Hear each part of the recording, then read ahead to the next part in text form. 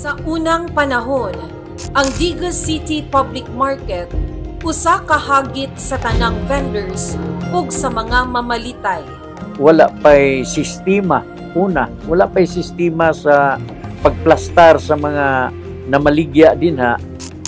Kasi nagkagubot, kaguliyang ba, tungod kay wala pa may proper arrangement. Pakita nimo ang kahugaw sa kanal, kay walay proper nga tabon.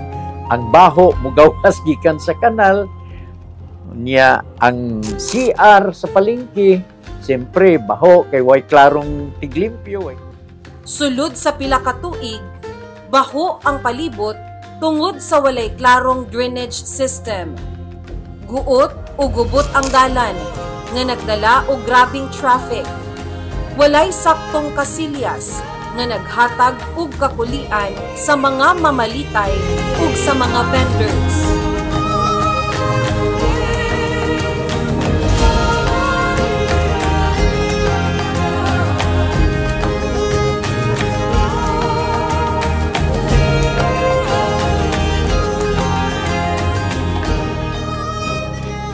Apan sukad sa 2019, ubos sa administrasyon ni Mayor Joseph Fortich Cagas, dako na ang kabag-uhan sa maong public market. Mas limpyo ug mas hapsay ang drainage system, maong nalimitahan ang baho ug hugaw sa palibot. Mas organisado ang dalan, mas luag ug mas paspas ang dagan sa traffic tungod sa pag-implementar sa one-way traffic. Mas maayo, limpyo ug mentenadong mga kasilya sa public market ug business center, alang sa tanang mamalitay ug sa mga vendors.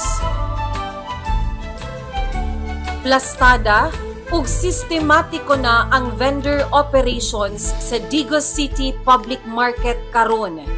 Mas patas ug mas epesyente ang panginabuhi sa mga market vendors. Nakahatag sab kini og mas maayong kasinatian alang sa mga mamalitay. Ang Digos City Public Market usa ka modelo lamang sa kalambuan sa syudad. Nagpakita sa malungtarong pag-uswag nga naghatag og mas maayong serbisyo alang sa katawhan. Dugang paniini, ubos sa pagdumala ni Mayor Joseph Fortich Cagas, mas gipalig-on pa ang mga inisyatibo aron mapamubo ang gasto sa pagpadagan og negosyo sulod sa syudad. Mas competitive kumpara sa ubang mga lungsod sama sa Tagum City, Panabo City ug Kidapawan City.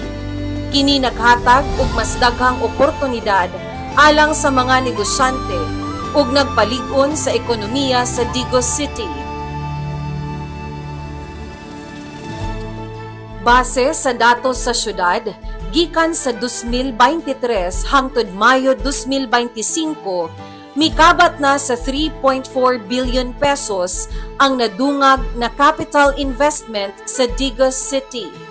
Kini nagpakita nga daghan ang nag-invest sa syudad ug padayon nga nagtubo ang kumpiyansa sa mga negosyante sa potensyal ug sa kalambuan sa syudad. Kini dili lang usa ka kalampusan, kundili usa ka padayon nga paningkamot alang sa mas lig-on, mas mauswagon ug mas andam nga Digos City para mamahimong City of Choice.